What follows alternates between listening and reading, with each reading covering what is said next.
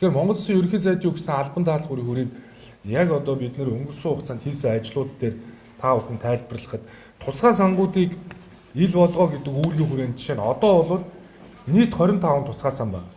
Эндээс одоо бид өнгөрсөн хугацаанд жижиг дунд үйлдвэрийн хөгжүүлэх санг зээлийн үлдэгдэлтэйгээр нь хэн хаана хүнд хэрхэн яаж энэ зээлийг олгосон бэ гэдэг мэдээллийг хайлт инфографиктаар байршуулсан байдаг. Гэтэл хамгийн сайн мэдээ бол 4-7 хоног л болж байгаа гэсэн. Жижиг дунд үйлдвэрийн санг олон нийт мэдээлэл. Гэтэл 3 тэрбум 550 сая төгрөгийн эргэн төлөлт хийгдсэн байна. Яг өнөөдрийн байдлаар. Энэ бол сайн тоо. За мөн нийгмийн халамжийн санг бид нар олон нийт ил болгосон. Хэдий хэмжээний мөнгөөр иргэдийг халамжилсан юм бэ? Тэр нь одоо бас яг зорилтод бүлэгтээ хүрсэн үү гэдэг дээр та бүхэн ялтай болцоод. За соёл урлагийг дэмжих санг ил болгосон. Улсын авто замын санг бас ил болгосон. Хөдөлмөр эрхлэлтийг дэмжих сан, боловсролын зээлийн сан, нийгмийн даатгалын санг бол би өнөөдөр та бүхэнд ил тод болгосноо бас мэдээлж байна. Дээрээс нь хүүхдийн төлөө санг шилэн говьмын дээр нэгтгэсэн гээд өнөөдрийн нэмэлт 3 сантай нийлээд засгийн газрын 25 сангаас 9 сан өнөөдрийн байдлаар ил тод болж байна. За би бас бодитоогоор хэлхэн зүв баг гэж бодож байна. Мэдээлэл дутуу ирүүлсэн байгууллагууд байна. Жишээ нь мэрэгжлийн боловсрол сургалтыг дэмжих сан мэдээлэл нь дутуу байна. Хилийн чандад байгаа Монгол Улсын иргэдэд туслах сан мөн мэдээлэл дутуу байна. Эрүүл мэндийн яамны эрүүл мэндийг дэмжих сан мэдээлэл дутуу байна. Бид бол зохих шаардлагуудыг хүргүүлээд мэдээллийн бүрэн бүтэн байдлыг хангаа хуулийнхаа дагуу гэдэг шаардлагыг хүргүүлж байна. За мэдээлэл огт ирээлүүгээ байгууллагууд байна. Гэмт хэргийн хохирогчид нөхөн төлбөр олгосон архитан цогтуралтаа тэмцэх урьдчилан сэргийлэх үйл ажиллагаа дэмжих сан гэж 2 сан байна. Энэ 2 сан мэдээлэл огт ирүүлээгүй. За эрүүл мэндийн даатгалын сан мэдээлэл ирүүлээгүй. За сангийн ам дээр байгаа энэ төсвийн тогтворжуулалтын сан, ирээдүйн өв сан гэд мэдээлэл байхгүй. Соёлын ам дээр байгаа кино урлагийг дэмжих сан гэсэн мэдээлэлүүд огт ирүүлээгүй байгаа гэдгийг бас хэлэх ёстой. За 2 дахиад нэг сан үлдэж байгаа. Тэр нь бол нөгөө зэвсэг түвшний нэг сан байгаа. Дээрээс нь кино урлагийг дэмжих сан байгаа. Кино урлагийг дэмжих сан бол дөнгөж үйл ажиллагаа нь явуулж эхэлж байгаа юм бэл. За одоо дараагийн 7 хоногт бол бид нэр энэ мэдээллийг бүрэн ирүүлж одоо өчтөр гэхэд дууссан. Байгаль орчин уур амьсгалын сан. За манай яам дээр байгаа бүх нийтийн үйлчилгээний үүргийн сан. Боловсролын яам дээр байгаа ширхэг ухааны технологийн сан гэсэн 3 сангийн мэдээлэл дууссан. Тэгэхээр бол бид энэ 7 хоногт багтаагаад энэ 3 санг нэмчнэ гэсэн үг. Тэгэхээр засгийн газрын 25 сангаас нийт 9 сан мэдээлэл нь шилэн говьмын дээр нэгт хэдлээ гэж. За ингээ өнөөдөр та бүхэнд би хөдөлмөр эрхлэлтийн сан болоод нийгмийн даатгалын сангийн мэдээллийг бас ил болгож байгаа бас хэлмээр байна. Нийгмийн даатгалын сангийн мөнгийг 2010-аас 2020 онд аль банкнд хизээ хэдэн хувийн хүүтэй ямар нөхцлөөр байршуулж байсантай танилцах бололцоог одоо энэ дээр шууд олгож байгаа гэсэн. Шууд компаниудаар нь хайлт хий. Жишээ нийгмийн даатгалын сан бол дотроо дараах сангуудаас бүрддэг. Ажилгүйдлийн даатгалын сан, төвлөрсөн орлогын дан, тэтгэврийн даатгалын сан, тэтгэмж, үйлдвэрлэлийн осол мэргэжлийн шалтгаалсан өвчний даатгалын сан, эрүүл мэндийн даатгалын сан гэдэг. Зориултууд нь. За ингээд энэ хөрөнгө мөнгө хаашаа орсон юм бэ? Ямар хадгаламжийн банкнд байршсан юм бэ? Аль харилцах дансанд байршсан юм бэ? Ингээд одоо нийгмийн даатгалын хөрөнгө ямар байгаа юм бэ гэдгийг бол эндээс харах бололцоод. Нийгмийн даатгалын сангийн сүүлийн 14 жилийн орлого зарлагын түүх одоо энд нэгсэндээ бүрэн байршиж чинь гэсэн үг. Жишээ нь зардлын 63%-ийг өндөр насны одоо жишээ нь тэтгэврт зориулсан. 18-аас 2020 оны нийгмийн даатгалын орлого зарлыг засаг захиргааны нэгжээр нь ангилж одоо жишээ нь одоо бас харах болцоо бол одоо эндээс харагдаж байгаа. Одоо аймагуд арна гэсэн үг. Жишээ нь одоо Хөвсгөл аймагт 459.3 тэрбум зарцуулагдсан. Сэлэнг аймагт 445 тэрбум, Дорнод 318 тэрбум, Сүхбаатар аймагт 273 тэрбум гэ. Ингээ аймагуудаар нь ороод үзэхэд компаниуд нэр устгаа гарч ирсэн.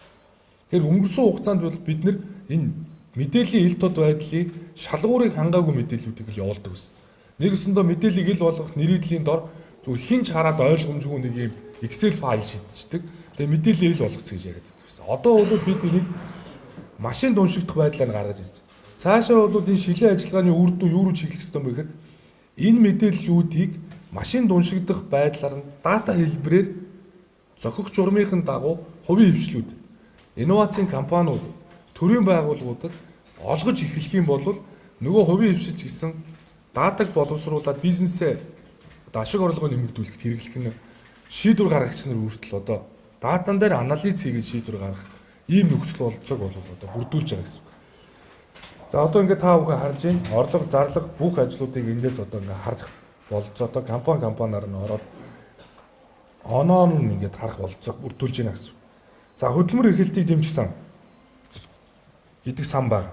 2012-оос 2022 он буюу сүүлийн 10 жил давхурдсан тоогоор 1.8 сая иргэнд 628 тэрбум 497 сая 200 мянган төгрөгийн зарлагыг энэ сан гаргасан. Олон жил бас хил ам одоо таталж байгаа сан шүү дээ. Үүнээс 122 тэрбум 269 сая 277 мянга 100 төгрөгийг дэмжлэг хэлбэрээр зарцуулсны 58.2 тэрбум төгрөг иргэн төлөгдөг гэсэн. Нийт төлөгдөөгүй үлдсэн дүн.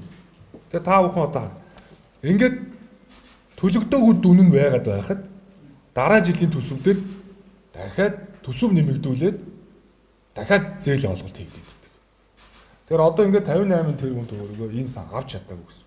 Хугацаа хэтэрсэн гэхэд 18 тэрбум хугацаа хэтэрсэн зээлийн үлдэгдэл энд харагдаж байна. Ингээ хамрагдсан хүний тоон иргэм тус бүрээр байна. Одоо энэ дээр бол жишээ нь одоо янз бүрийн нөлөөлөл байсан уу? За одоо улс төр нөлөө бүхий этгээдүүд нөлөөлж тэр хөдөлмөр эрхлэлтийн сангийн одоо мөнгийг өөрийн сонгогдсон тойрогтоо зарцуулдаг гэл ингээд олон нийтэд бас шүүмжил байдаг шүү дээ. Тэр яг энэ нь үнэн үү юу гэдэг дээр хяналт тавьцоод. Яаж хяналт тавих вэ гэхээр аймагуудаар нь зарцуултууд нь байж байгаа. Энэ чинь бол усын төсөвт суугдаад батлагдж байгаа тоо шүү дээ. Жишээ Сонгон аймаг дүүрэг, Хинти аймаг, Доронт аймаг, Говь Сүмбэр аймаг, Сүхбаатар аймаг гэхээр хөдөлмөр эрхлэлтийн сангийн мөнгө тус аймагуудад зарцуулагдсан байдал. Дээр нь одоо ингээ ороод үзэхэд иргэдээр нь одоо ингээ харах болцоо. Одоо дотор нь жишээ баг хангаа дүүрэг гэхээр хууль шүүхийн шатанд байгаа хэд байна. Нас орсон хүн хэд байна. Сургаггүй алга ус үед юу. Талсан шийдэх арга хэмжээ авагдсан. Хөдөлмөрийн чадвар 100% алдсан шийдэх.